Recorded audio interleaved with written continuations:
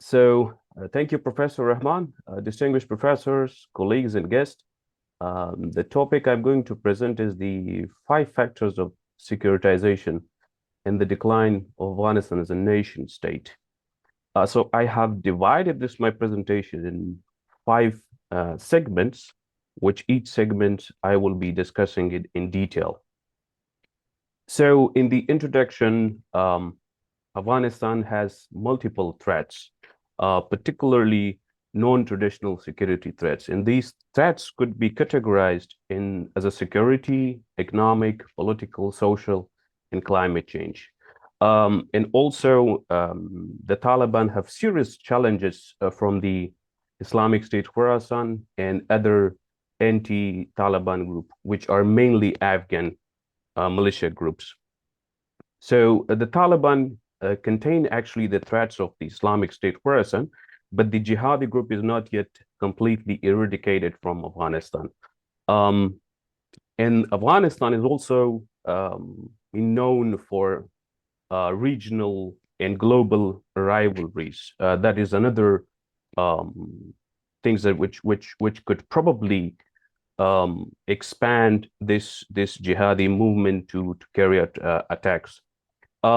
Then we don't see any differences between the Taliban of 0.1, which they acquired the power in 1990, and also the Taliban of 0.2. So Taliban of 0.1 prevented girls and women from going to schools and work, and the Taliban of 0.2 did the same. They are also ideological. The 0.1 and Taliban of 0.2 has also been ideological. And the decisions are being taken in Kandahar. The top leadership are taking the decision with no policy change seen on site. Previously, the Kandahar leadership also took the decision, and currently they're also taking the decision. The Taliban actually they use the force against any threat, and they have zero tolerance for anyone who raise voice or challenge the Taliban authority. The Taliban could potentially be a driving force for the recruitment by the Islamic State and other anti-Taliban movement, as was documented by Antonio Gustizo in 2020 in his book that Al-Qaeda sought to establish relation with ISKP in Afghanistan due to the Taliban being in agreement with the United States. And Al-Qaeda also labels some of the Taliban as the Pakistani intelligence agency spies and promote anti-jihad narrative in Afghanistan. And Al-Qaeda also called these people or these members of the Taliban leadership as treacherous. In Afghanistan, the throne shall be achieved through using military force. So each time when there is a group that wants to take power is actually using a force. And some of the groups, they do play in the hands of the foreign countries or also receive funds from the foreign countries. And this is a non-changeable attitude of the Afghan politician.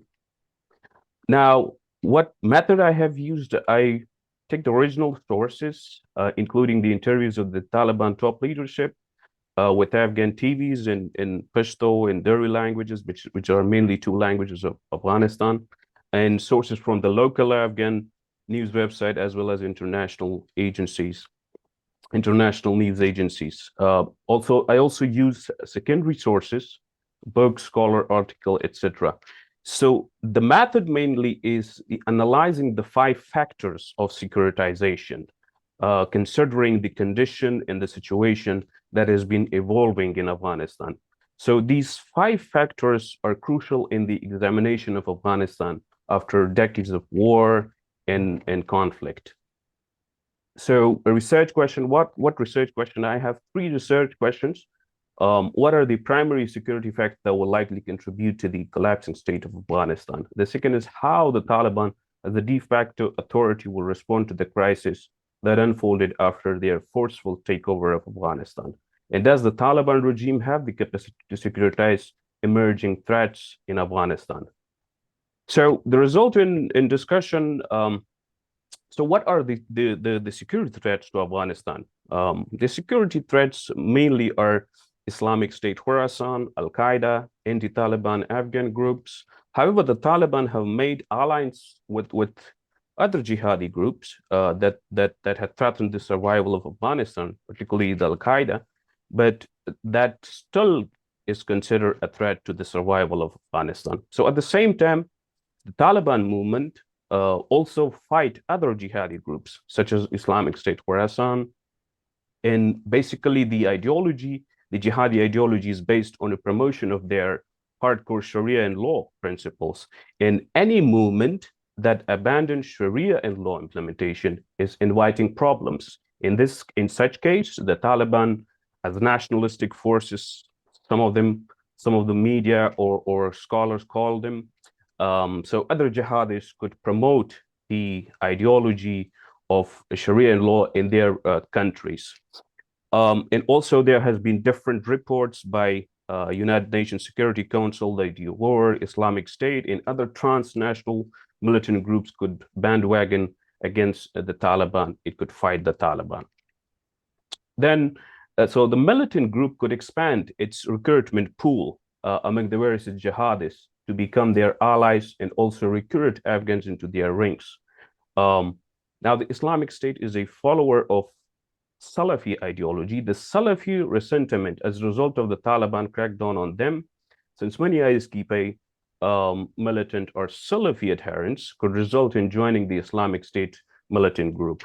The Taliban at the same time will unlikely be moderated to cooperate with regional countries.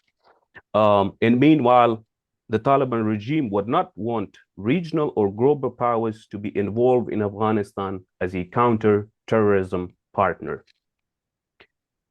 So then in Taliban, we have the division between the Taliban. There are two types of the Taliban, the moderate one and the hardliner one. The division is basically on the interpretation of Sharia and law, the tafsir. As the supreme leader of the Taliban stated, if the minister, quote, if the minister does not show obedience to him, he will join a more pious group, end quote. This shows that the Taliban top leadership is in the hands of the hardliners.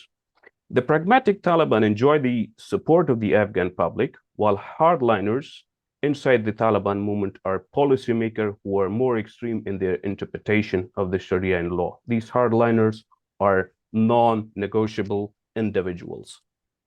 In some, the division, the moderate group claims to have contemporary interpretation of Sharia and law, while the hardliners strongly believe on the traditional interpretation of the Sharia law in Afghanistan. Now, the political threats. The Taliban represent only themselves as the political owner of Afghanistan. Moderate faces inside the Taliban have no decision-making authority. The movement also excludes moderate Afghan politicians.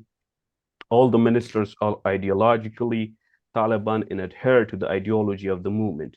Anyone who does not adhere to the ideology of the Taliban cannot become a minister or occupy a senior position in the Taliban de facto authority. The Taliban assume that Western occupation actually have corrupted the Afghan society. Trusting these corrupt politicians will corrupt the entire movement of the Taliban. And it's not ideological feasible for them to allow these politicians to be included in the government. And then they have the extreme ideology that has halted their international recognition of the Taliban government. Other components of the Afghan society, especially the moderate, has been left out. Result is that no international recognition to the Taliban government. So I quote, a government for the Taliban by the Taliban. Ideological adherence is considered as the principal rule for any incentive, including political or economic. Social stability. So what is the condition of social stability in Afghanistan? the movement has prevented girls and women from going to school, universities. Sorry for interruption. You have 5 minutes left. All right. It's better to come to the conclusion closely. All right. Thank you.